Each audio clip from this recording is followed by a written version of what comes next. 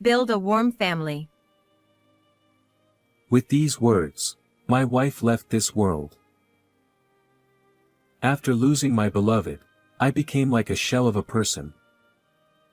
Then, I met a new female employee. Her mannerisms reminded me of my wife, and the gaping hole in my heart began to fill slowly. This person. Seeing a photo of my wife and me, she broke down in tears upon speaking my wife's name. Then the woman made a proposal to me. My name is Tom Healy. I married Jessica when I was 35, but at 40, Jessica was diagnosed with breast cancer. Despite treatment, she passed away 2 years later. Jessica died on a rare snowy day in the city. Lying in bed and looking out at the snow falling outside, Jessica said, "I wanted to see spring flowers. Tom, thank you so much for everything. Do you remember our dream? To build a warm family." I couldn't respond. Our dream was to build a warm family with our children. My parents divorced when I was small. I don't remember my father. I lived with my mother alone, but I grew tired of her constantly changing boyfriends. After graduating high school, I left home and had hardly been in touch since. On the other hand, Jessica had almost no memory of her parents talking. They exchanged only the bare minimum of words. She said she felt very uncomfortable in her own home. Neither of us had high hopes for marriage. But as we grew closer, we naturally felt that we wanted to stay together forever. What kind of warm family would it be? Isn't it spending time thinking about each other with the feelings you have now? We will surely be happy. I remember Jessica saying this with a sparkling smile. Life was truly enjoyable and happy after we married. We didn't have children yet, but we were happy just with the two of us. We were supposed to build an even warmer family with our future children. Why did she get breast cancer? Why did she have to die before me? I wanted to build a warm family with Jessica. Did she understand what I was thinking? Jessica looked at me with a sad expression. Jessica, I will always cherish you. I chose my words carefully, trying to convey my feelings so as not to worry her. Jessica smiled gently and nodded. I will watch over you from above as you live happily. With these words, Jessica quietly passed away, as if being absorbed by the cold sky. After Jessica died, I lost the will to live. I had no appetite or energy. I didn't want to see anyone, and honestly, I wanted to stay shut in at home, but I remembered Jessica's words about watching from above and somehow managed to go to work. In April, when the cherry blossoms were in full bloom, a few new employees were assigned to our department. As the leader, I was in charge of the new recruits. The young one's enthusiasm somewhat helped to mask my sadness over Jessica's death. Come on, let's try doing it like the senior. Among the newcomers was a standout. Claire Hanks. She was bright, confident, and tackled her work without hesitation, leading the other new employees. Don't be afraid of making mistakes. You won't know if you can do it unless you try it yourself. Claire, where are you coming from with that perspective? Claire stuck out her tongue playfully. I couldn't help but smile along. Come to think of it, Jessica used to say that often. Don't put a lid on your potential. First, you need to try it yourself. Claire's positive attitude reminded me of Jessica. Today was the new employee welcome party. Leader, may I sit next to you? Claire sat next to me. Claire, can you drink alcohol? What are you talking about? Of course. Despite saying that, Claire was already tipsy after just one glass of beer. Don't drink too much. Yes. You're like a father figure, leader. I was a little startled to be called father. I wasn't planning to walk through life with anyone other than Jessica, and I probably wouldn't become a father. But somehow, the word father felt warm and made me happy. Oh, Tom, you're left-handed, aren't you? Claire was exaggeratedly surprised. Left-handedness isn't that rare these days. Young people do unexpected things, which is interesting. As I thought this, Left-handed people are said to have good intuition. So I'll consult you, leader. I couldn't believe my ears. Many people say that left-handed people are smart and skilled, but I had only heard about intuition from one person, Jessica. Who told you that left-handed people have good intuition? I asked Claire hesitantly, but she was too drunk to hear my question and started talking about herself. I've fallen for someone, but I don't know what to do. Claire recently reconnected with a classmate from elementary school and developed feelings for them. She had never liked anyone before and was confused about how to handle these feelings. The fact that she had never liked anyone before caught my attention, but Claire was cheerful and spoke in her usual manner, so I didn't interrupt her. From what I heard, her old classmate, who knew Claire from childhood, seemed to genuinely care about her and was a very nice man. I advised her to express her feelings to the person she liked since she had finally found someone she liked. Being close to someone you like makes you happy every day. That sounds nice. Do you think I can be happy too? I couldn't shake the feeling that Claire had some shadows in her. 1 month after the drinking party, Claire came to me during lunch break. Actually, about the person I consulted you about before, we've started dating. That's great.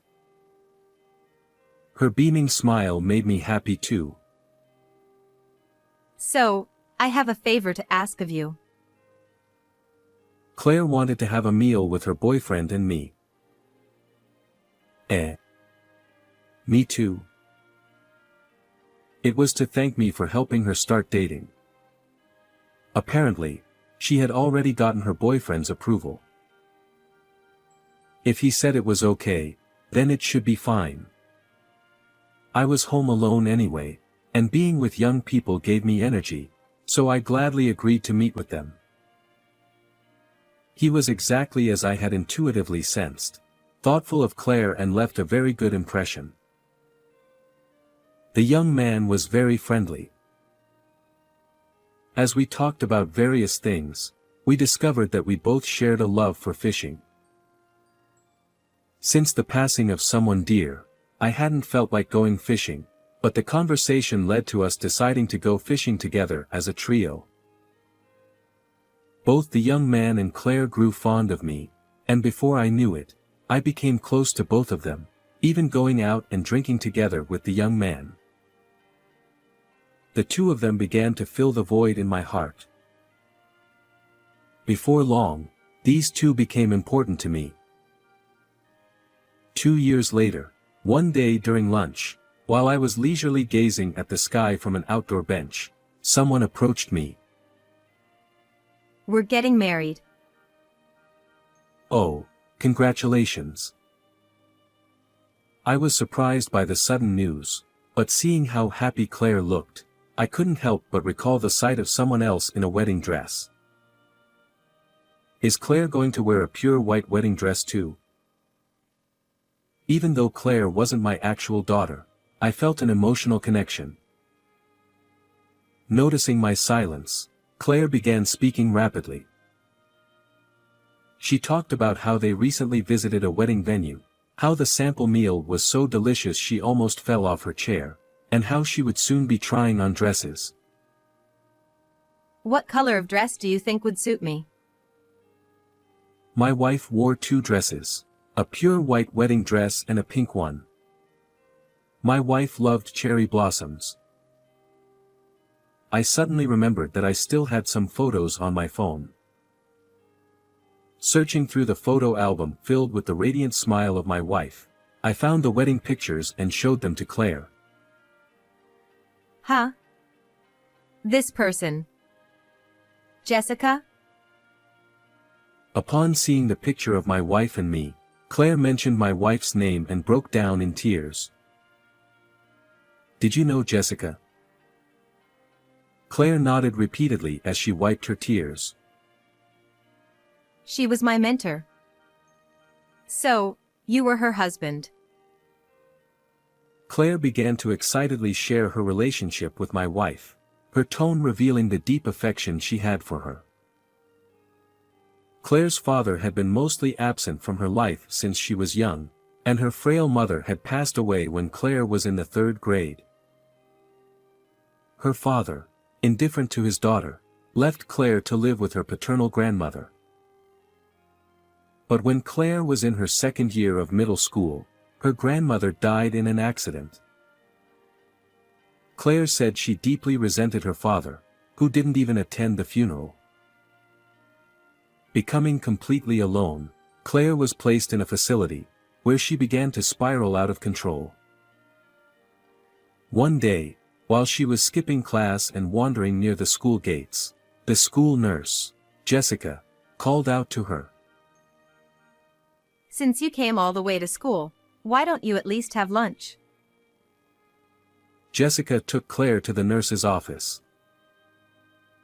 That sounds just like Jessica. The basics of living start with eating. I recalled how often Jessica would say those words. Jessica listened intently to Claire's story. She even shared her own experiences with Claire, who, in turn, felt a strong sense of trust toward Jessica, believing she could confide in her. Jessica must have seen something of herself in Claire's complex family situation and couldn't leave her alone. After that, Claire began attending the nurse's office regularly, and thanks to Jessica, she turned her life around and began to look forward with hope. There's something I want to tell Miss Jessica. Can we meet her next time? Actually, Jessica is no longer here. I explained to Claire that Jessica had passed away from breast cancer 3 years ago. Claire lowered her head. Tears that had stopped earlier fell to the ground once more. After a while, Claire looked up with a determined expression and spoke directly to me. Would you attend the wedding as my father? Wait a minute. That's a bit much, isn't it? I instinctively rejected Claire's proposal, but her determination was unwavering. My real father won't come to the wedding. My fiancé and his parents know about my situation and have told me I can have the wedding any way I want. Claire said that she felt a sense of warmth and security in Jessica as a mother and in me as a father. You two are like family to me. Her words nearly brought me to tears. Jessica and I met at different times and in different places, yet here was someone who considered us her parents. I felt that the warm family I thought was unattainable was now within reach. For the first time in a long while, I felt Jessica close by, and my resolve solidified. All right. I'll attend the wedding as your father. Thank you. Claire's usual cheerful voice echoed through the air. That's why you resemble Jessica so much, Claire. I guess children do take after their parents.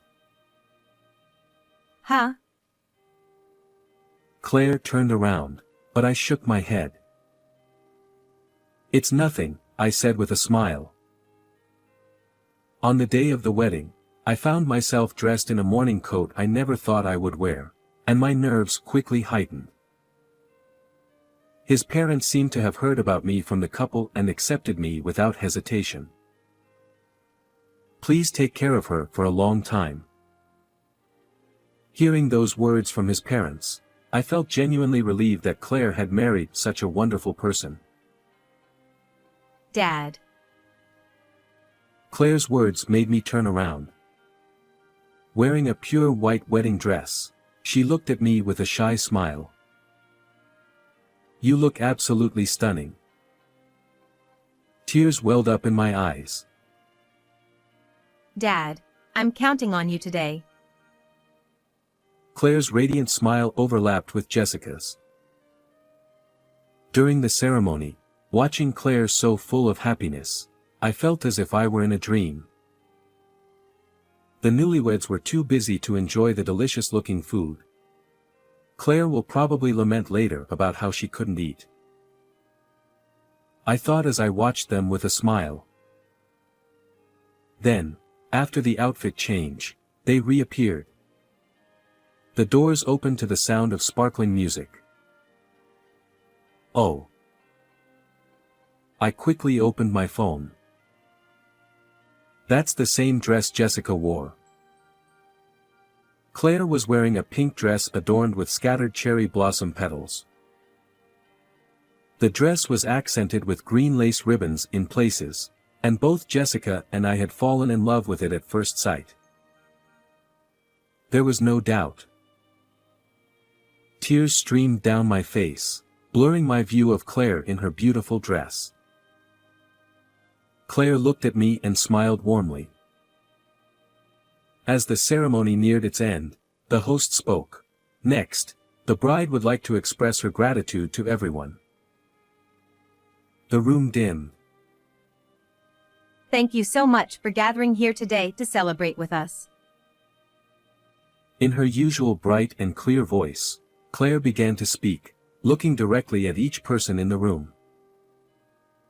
After expressing her gratitude to her friends, her partner, and his parents, she finally looked straight at me and began to speak.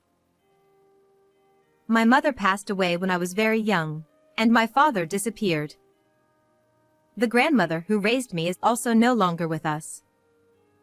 When I had lost hope in life, it was a school nurse in middle school who saved me. She was the wife of Tom, who is here today as my father. Claire spoke slowly, sharing how much Jessica had helped her, how she felt a mother's love from Jessica, and how she had lived her life wanting to be like her. And Tom, who is here as my father today, is my boss at work. Without knowing that he was Jessica's husband, Claire mentioned that she felt a sense of familiarity with me and that she had grown close to me and even treated me like her real father. Dad, how do I look in my dress?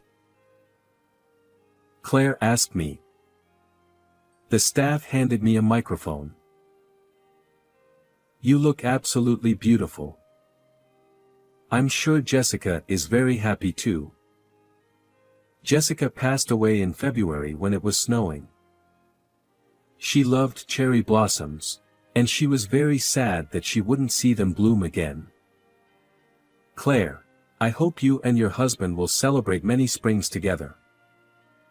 I'm sure your real parents would wish the same. Holding back tears, I conveyed my message as best as I could. Claire broke down in tears. I felt bad, considering how perfectly her makeup had been done. But I wanted Claire to understand that she was here because of her real parents.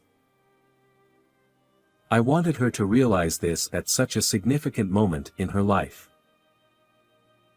After a while, Claire lifted her head, looked at me, and nodded firmly.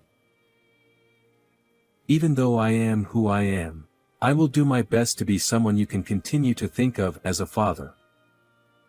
Please take care of me, Claire. In response to my words, Claire smiled and waved both her hands. And so, the wedding, filled with happiness, came to a close. A year later, Claire gave birth to a baby girl. Claire sends me photos of the baby every day. This is how life continues. It's a blessing. Meeting Claire, who sees me and Jessica as her parents, allowed me to fulfill the promise I made to Jessica. This is what a warm family is. Blood ties don't matter.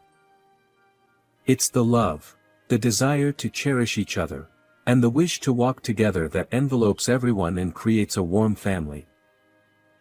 Of course, Jessica is part of that too. Feeling Jessica watching over us from above, I cherish this happiness as I continue to live. I looked up at the sky and made that vow. How did you enjoy this story? Don't forget to subscribe to the channel. See you in the next video.